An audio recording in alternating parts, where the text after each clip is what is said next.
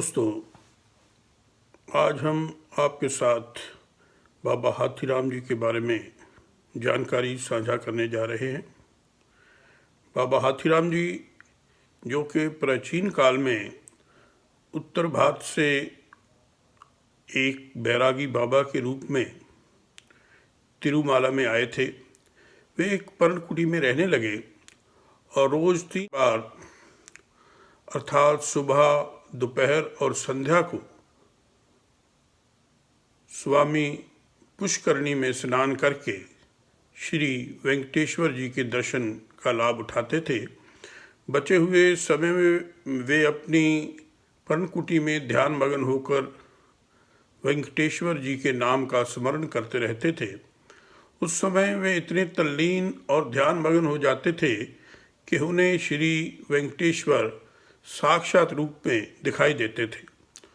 उस रूप में ही वेंकटेश्वर समझकर वे पूजा अर्चना करते, परंतु लोग समझते कि ये सब ढोंग है।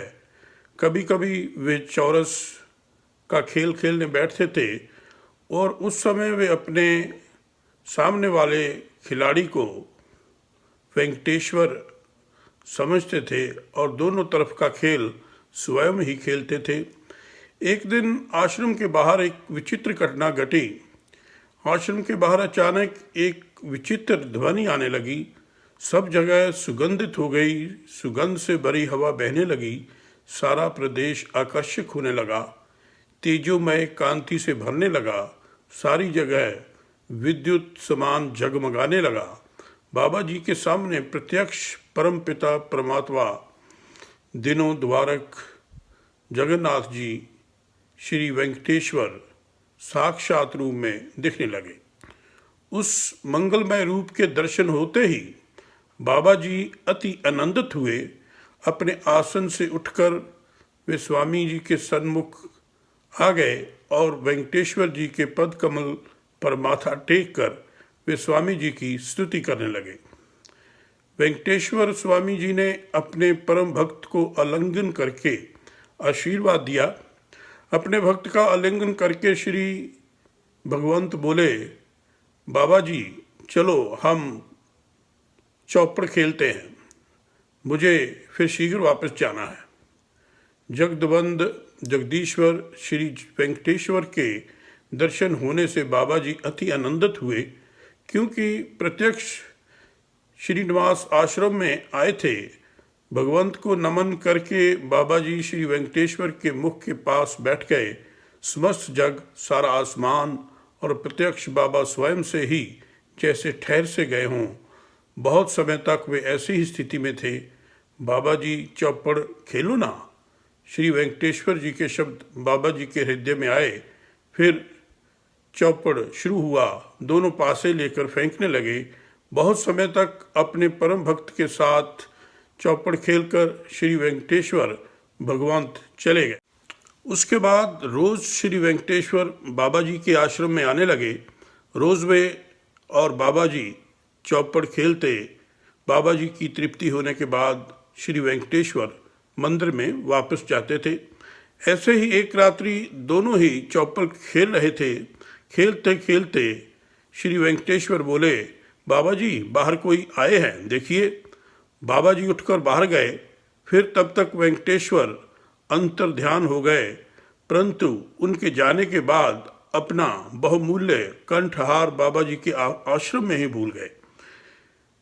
आश्रम के बाहर जाकर देखते हैं, बाबा हाथीराम जी तो बाहर कोई भी नहीं था। आश्रम में वे आए और श्री वेंकटेश्वर जी वहाँ पर नहीं थे।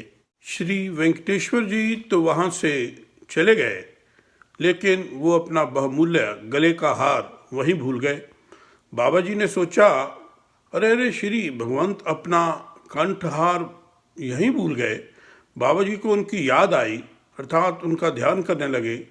ऐसे उनका ध्यान करके वे पूरी रात श्री वेंकटेश्वर जी की राह देखने लगे।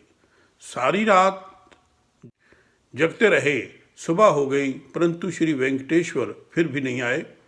बाबा जी ने विचार किया कि श्री वेंकटेश्वर नहीं आए तो क्या हो गया, उनको याद नहीं आई या वे किसी आवश्यक काम से रह गए। उनका कंठहार वापस करने का अपना कर्तव्य है और वह बहुमूल्य रत्नों से जड़ा हुआ कंठहार श्री वेंकटेश्वर के गले में ही नहीं तो उनके सौंदर्य में कमी नहीं होगी। बाबा ने फिर सोचा कि मुझे जाकर ये कंठहार स्वामी को वापस करनी चाहिए। वही मंदिर में स्थिति कुछ अलग थी। श्री वेंकटेश्वर जी के गले में से बहुमूल्य कंठहार गायब होने से पुजारी भयभीत हो गया। इतनी सुरक्षा होते हुए भी, मूर्ति मंदिर में है और जागता हुआ पहरा होते हुए भी श्री वेंकटेश्वर का हार कैसे गायब हो गया। सारे मंदिर में अधिकारियों को चोरी की सूचना दे दी गई। सब लोग बहुमूल्य हार ढूंढने लगे। ठीक उसी समय बाबा जी ने श्रीनिवास का हार वापस करने के लिए वेंकटेश्वर मंदिर में प्रवेश किया। बाबा जी के हाथ में हार देखकर लोग गुस्से से चिल्लाने लगे, देखो तो हार, उसे पकड़ो, चोर कहीं का, ढोंगी। सब लोग बाबा जी को गाली शाप देने लगे। बेचारे बाबा जी क्या करते, क्या बोलते, और उनके बोलने पर कौन विश्वास करता। कई विघ्न संतोषी मानव बाबा जी को धक्का मुक्की करने लगे। तभी मंदिर के अधिकारी लोग वहां आ गए, उपस्थित लोगों को शांत किया। सत्य क्या है वे बाबा जी को पूछने लगे। जो सत्य था वो बाबा जी ने उन्हें कथन कर दिया, परंतु उनके बोलने पर किसी को विश्वास नहीं हुआ। बाबा जी का मजाक करने लगे, श्रीनिवास कहाँ और तू कहाँ, भगवंत जैसे कोई भी काम नहीं, वैसे तेरे समान बिना काम के ढोंगी व्यक्ति के साथ चौपड़ खेलने आए, अपने गले का बहुमूल्य कंठहार भूल गए। अरे क्या बोलता है, बोल ढोंगी किधर का, क्या कल्पना करता है। अरे वाह, बाबा जी सत्य बोल रहे थे, परंतु पुजारी और अधिकारियों ने उनके बोलने पर ध्यान नहीं दिया। बाबा जी को कारागृह में भेज दिया। जिस कोठरी में बाबा जी को बंद किया, उसी कोठरी में एक गाड़ी में ईख गन्ना भर के रख दिया। दरवाज़ा बंद कर दिया गया। अधिकारी बोले, तू जरा भी सत्य बोलता है तो इस एक रात में सारा ईख गन्ना खाकर ख़त्म कर दे। देखते हैं श्री वेंकटेश्वर तेरी मदद के लिए आते हैं कि नहीं, और उसमें से थोड़ा भी बाकी रहा तो तुझे मृत्युदंड दिया जाएगा। बाबा जी शांत, निश्चिंत और निडर थे। उन्हें कैसी चिंता करनी थी। चिंता का भार तो प्रत्यक्ष परमात्मा श्री वेंकटेश्वर पर था। निश्चिंत मन में वे वेंकटेश्वर का ध्यान करने लगे। वे मन में ही बोल रहे थे, ये सब लोग मेरे ऊपर बिल्कुल विश्वास नहीं करते हैं। श्री वेंकटेश्वर सत्य कहा है, तुझे ये मालूम है ना, फिर तू मुझे आकर के बचा, मैं कैसे कोई चिंता करूं। ऐसा विचार करके निश्चित होकर वे सो गए। बाबा जी की नींद पूरी होने के उपरांत थोड़ी देर में एक सफ़ेद रंग का हाथी उस कोठरी में प्रकट हुआ। शांति से थोड़ी देर में उसने सारा गन्ना खा करके समाप्त कर दिया। सुबह के समय उस हाथी ने अपनी सूंड से बाबा जी को हिलाकर जगा दिया। अपनी सूंड ऊपर करके अपने परम भक्त बाबा जी को आशीर्वाद दिया और उसने फिर जोर से चीत्कार किया। हाथी की चीत्कार से पहरेदार भयभीत हो गए और कांपने लगे। बड़े बड़े ताले लगे हुए इस कोठरी में ये हाथी कैसे आ गया, इसका वे विचार करने लगे। सब आश्चर्यचकित हो गए। अधिकारीगण वहां हाजिर हो गए। उसी समय ताले लगे कारागृह के दरवाजे को अपनी सूंड से हाथी ने तोड़ दिया। सबके सामने हाथी कारागृह के बाहर चला गया, पर दिखाई नहीं दिया वो किस दिशा में और कहाँ गया, किसी को पता नहीं चला। बस यहीं पर सबके जानने में गलती हो गई। भक्त वत्सल दीनानाथ दीन उद्धारक श्री वेंकटेश्वर हाथी के रूप में आए, सारा गन्ना खा गए। श्री वेंकटेश्वर का यह दृष्टांत साक्षात देखकर सब लोग आश्चर्यचकित होकर भक्त वत्सल प्रभु श्री वेंकटेश्वर की स्तुति करने लगे।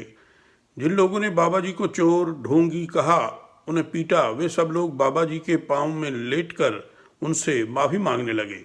परंतु बाबा जी का ध्यान उनकी ओर जरा भी नहीं था। एरावत जिस दिशा में जाकर अंतर्ध्यान हुआ था वो उधर देख रहे थे। उधर देखते बाबा जी ने कहा, हे सिद्धिलासा, हे श्रीनिवासा, हे प्राणनाथा, मेरे सखा, मुझ जैसे व्यक्ति के लिए आपने हाथी का रूप धारण कर लिया। मेरे लिए आपने इतना गाड़ी भर गन्ना खा लिया।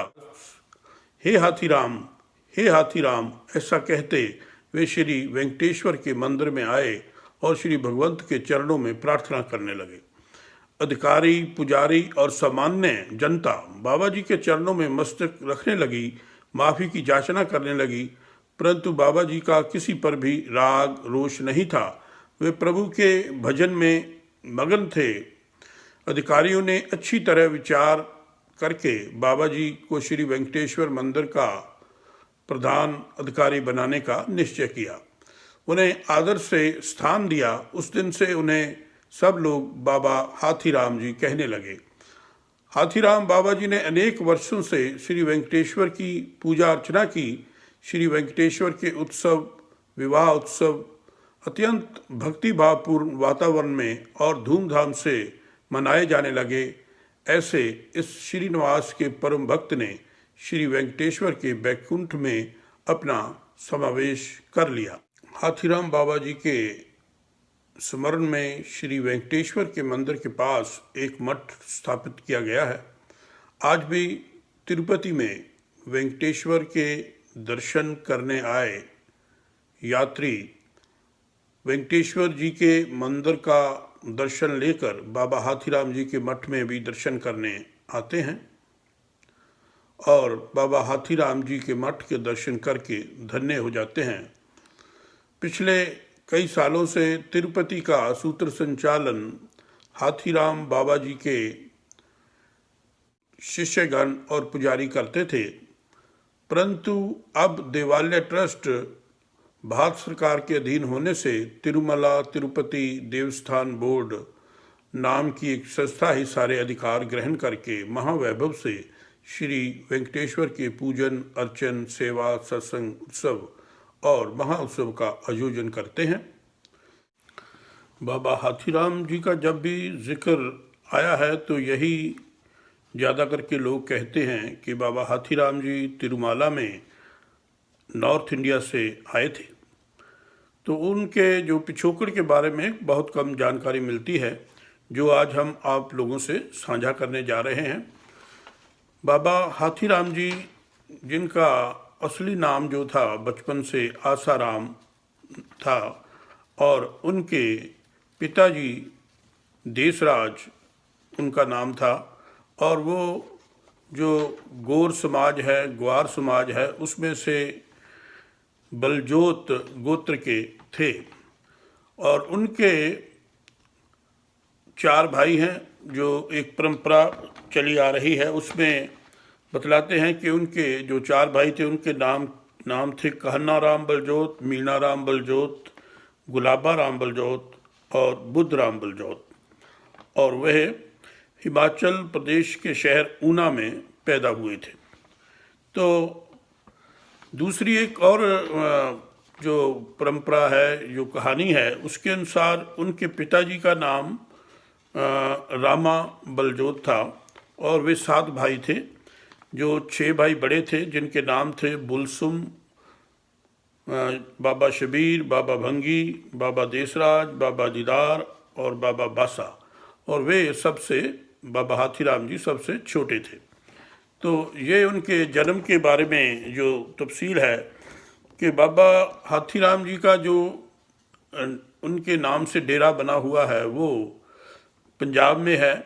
शहीद भगत सिंह नगर का शहर है बंगा, और बंगा के पास एक गांव है गुड़ाचौर। तो वहाँ पे बाबा जी का डेरा या दरबार बना हुआ है, और हर एक वर्ष उनकी जो जयंती है वो 5 आषाढ़ को मनाई जाती है। ऐसा माना जाता है कि उनका जो जन्म है वो 5 आषाढ़ 1430 को ऊना में हुआ था, और उनकी जो उन्होंने जिंदा समाधि ली थी, जिंदा समाधि उन्होंने ली थी 26 अक्टूबर 1529 को, और उसी जगह पे जिंदा समाधि तिरुमाला की पहाड़ियों में बनी हुई है। ग्वार वंश के एक विद्वान इंद्र सिंह बलजोत जी, उन्होंने बाबा हाथीराम जी के बारे में काफ़ी खोज की है और उन्होंने लिखा है कि यह स्थान जो है, इसके बारे में जो जानकारी उन्होंने प्राप्त की, वो जो भगत भजना राम जी वहाँ पे स्थान पे होते थे, उन्होंने उनको दी थी।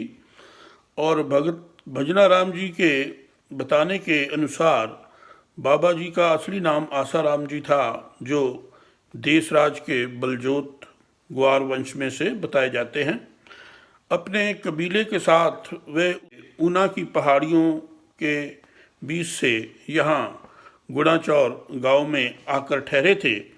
बाबा आसाराम जी के परिवार के कई लोगों ने राजा गोपीचंद के हाथियों को नहलाने की नौकरी की थी और वह एक एक करके सभी हाथियों को नदी पर ले जाते और नहला कर वापस ले आते। इस तरह बहुत समय लगता था और बाबा जी के परिवार के लोग बहुत तकलीफ उठाते थे। तो बाबा आसाराम जी ने यह काम अपने जिम्मे ले लिया और हाथियों को नहलाने लगे। कहा जाता है कि बाबा आसाराम जी हाथी को उठा करके ले जाते और नहला के वापस तबेले में छोड़ देते। यह चर्चा चलती चलती राजा गोपीचंद के पास पहुंच गई। राजा ने इसे बहुत हैरानी वाली बात माना और एक दिन छुप कर ये कौतुक देखा और बाबा जी के चरणों में पड़ गए और बाबा जी से माफ़ी मांगी। यही एक ऐसी ही कथा के अनुसार बाबा जी ने 21 हाथियों को एक लाइन में खड़ा करके उसके ऊपर से, उन हाथियों के ऊपर से छलांग लगाई और वो उसको बड़ी छाल कहा जाता है और उसकी वजह से ऐसा बताया जाता है कि बाबा जी को हाथीराम कहा जाता है। तो बाबा जी इसी छलांग के कारण, जो बाजीगर लोग हैं, बाजी डालते थे, उनकी जो बाजी परंपरा है उसके संस्थापक माने जाते हैं। तो उनकी जो याद में जो जयंती है उनकी, उस जयंती पे 5 आषाढ़ को मेला लगता है और ये मेला 3, 4 और 5 आषाढ़ को होता है। और उसमें क्या होता है कि एक दिन कुछ जो लड़कियां हैं, गरीब लड़कियां, उनकी शादी की जाती है और फिर अगले दिन सेकंड डे जो बाजी है, बाजी डालने के मुकाबले होते हैं और जो युवा लड़के बाजी डालते हैं वे सब इस मुकाबले में उतरते हैं और जो सबसे श्रेष्ठ बाजी डालता है उसको बहुत बड़ा इनाम भी दिया जाता है। और ये बाजी जो डालने वाले मुकाबलेबाज होते हैं वो बड़े उत्साह के साथ इस मेले की वेट करते हैं। जो इंद्र सिंह बलजोत है वे बेदी क्लॉथ हाउस वाले जो नवा शहर हैं उनके जसपाल सिंह बेदी जी को मिले और उनके बताने के अनुसार उनके परिवार में यह जो गुणाचौर का डेरा है वो आया था। तो ऊने का किला जो बाबा साहिब सिंह बेदी के परिवार के पास गया। तो सरदार जसपाल सिंह बेदी के अनुसार गुणाचौर का किला सरकारी रिकॉर्ड में गोपी चंद का टीला बोला जाता है और मंदिर के सरोवर में भी एक पत्थर लगा हुआ होता था जो कि लाला ठाकर दास ने, उन्होंने ये बात कही थी कि यह मंदिर बहुत पुरातन है। अब आगे जो बातें आती हैं कि जो संत लक्ष्मण चैतन्य बापू हैं, उन्होंने भी अपने व्याख्यानों में बाबा हाथीराम जी को बंजारा बताया है, ग्वार बताया है। और ऐसे ही एक और लेखक वाई रूपला नायक जी ने अपनी किताब colourful Banjara Lambani tribe through the ages के सफ़ा 221 पर लिखा है कि तिरुपति कर्नाटका में एक बंजारा संत हाथीराम बाबा हुआ है, जो वेंकटेश्वर स्वामी जी के साथ चौपड़ की खेल खेलता था। तो ऐसे जो सभी बातें हैं वो ये यकीन दिलाती हैं कि बाबा हाथीराम जी ग्वार वंश में पैदा हुए थे और उन्होंने अपना जो जवानी का समय है वो जो गुनाचौर गांव है वहाँ पे जो डेरा है वहाँ पर उन्होंने अपनी जवानी का समय बिताया है। जो 21 हाथियों की को खड़ा करके छलांग लगाई थी वो यहीं पे उन्होंने लगाई थी और उसके बाद वो आध्यात्मिक यात्रा पर निकल गए और ऐसा लगता है कि उन्होंने सबसे पहले जो पड़ाव डाला वो राजस्थान में डाला है और वहाँ वो काफ़ी देर रहे वहाँ पर और इसीलिए कुछ लोग वहाँ जो बाबा जी के जो डेरे को संभालते हैं वहाँ उन्होंने ये दावा किया था कि बाबा हाथीराम जी हमारे ख़ानदान से हैं, जबकि ऐसा नहीं है। वो बलजोत वंश के ग्वार हैं और इसके बारे में बहुत सी ऐसी कहानियाँ मिलती हैं, क्योंकि ये जो मेला लगता है 5 आषाढ़ को, ये अब का नहीं है, बहुत सालों से यहाँ मेला लगता है और यहाँ जो ग्वार वंश के लोग हैं बहुत बड़ी संख्या में यहाँ इकट्ठे होते हैं। और ये जो बात बहुत थोड़े समय की नहीं है, बहुत लंबे समय से ये बात चली आ रही है।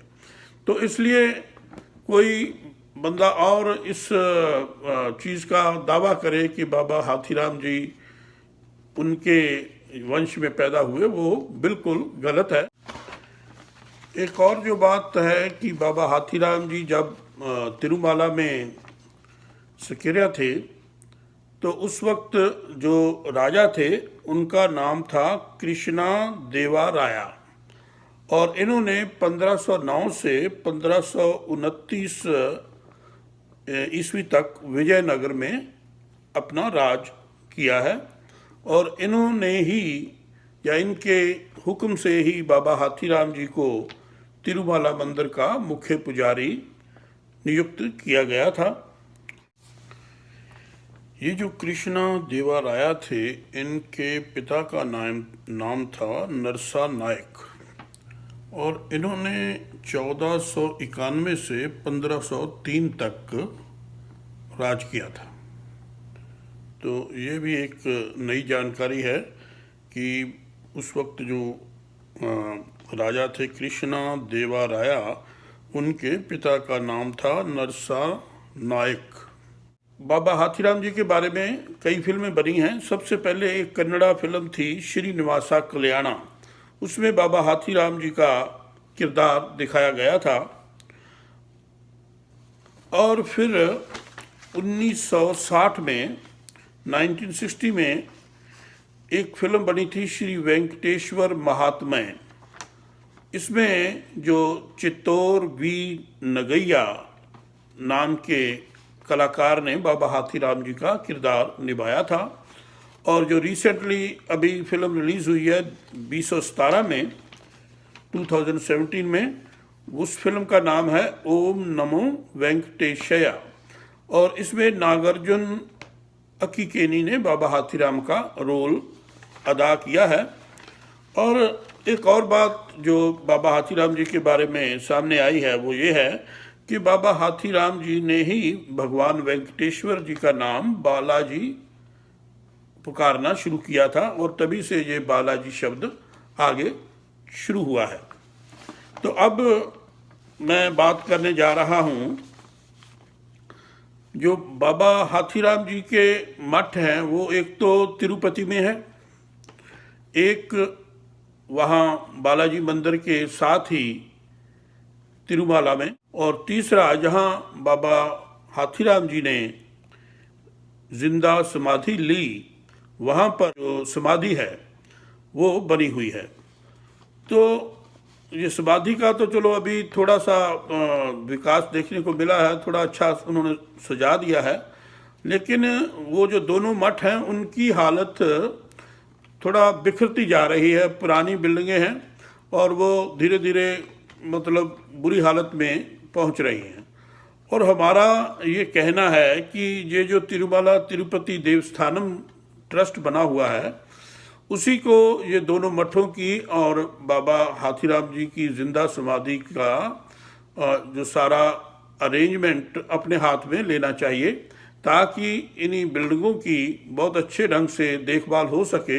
नहीं तो धीरे धीरे ये बिल्डिंग, ये जो है बाबा हाथीराम जी के मठ हैं, वो ध्वस्त हो जाएंगे, ऐसा लगता है। क्योंकि अभी हमने देखा है कि उनकी स्थिति जो है बहुत अच्छी नहीं है। तो ये हमारा एक आग्रह है जो टीटीडी है तिरुमला तिरुपति देवस्थानम को, कि वो इन मठों का जो अरेंजमेंट अपने हाथों में लें। तो अब मैं इस वीडियो के अंत में एक बार दोबारा बाबा हाथीराम जी का जो पिछोकड़ है उसके बारे में ये जानकारी दोबारा साझी करना चाहता हूँ कि उनका जो जन्म है, जो 5 आषाढ़ है, जिसको 18 जून में, मोस्टली 18 जून को आता है, 18 जून 1430 को बाबा हाथीराम जी का जो जन्म है, जयंती मनाई जाती है गुड़ाचौर गांव में, पंजाब में। और 26 अक्टूबर 1529 को बाबा हाथीराम जी ने जिंदा समाधि ली थी। और यह जो बरसी का कार्यक्रम है, ये मठ के बाबा हाथीराम मठ द्वारा वो जिंदा समाधि की जगह पर वो मनाया जाता है 26 अक्टूबर को। तो उनके जो पिता थे, उनका जो नाम है देशराज बलजोत, ये तो एक परंपरा के अनुसार है, और दूसरी जो परंपरा है उसके अनुसार रामा बलजोत। तो ये दो परंपराएं हैं। और जो ऊना में बाबा हाथीराम जी का, ऊना हिमाचल में अब पड़ता है, पहले जो बड़े पंजाब का ही हिस्सा था। और उनके जो 6 भाई, दूसरी जो एक धारणा है उसके मुताबिक भाइयों में वे सबसे छोटे थे। जो 6 भाई थे, उनके नाम थे बाबा बुलसुम, बाबा शबीर, बाबा भंगी, बाबा देसराज, बाबा दीदार और बाबा बासा। तो इनमें से बाबा हाथीराम छोटे थे। ये 2 धारणाएं हैं अलग अलग, और आने वाले समय में ये सब बातें भी धीरे धीरे क्लियर हो जाएंगी, क्योंकि जो खोज है और जो सत्य है वो अपना रास्ता बना लेता है, उसको कोई रोक नहीं सकता, ऐसा मेरा विश्वास है। तो मैं आपका कमल धर्मसोत अब आपसे इजाज़त लेता हूँ। जय ग्वार, जय सेवालाल।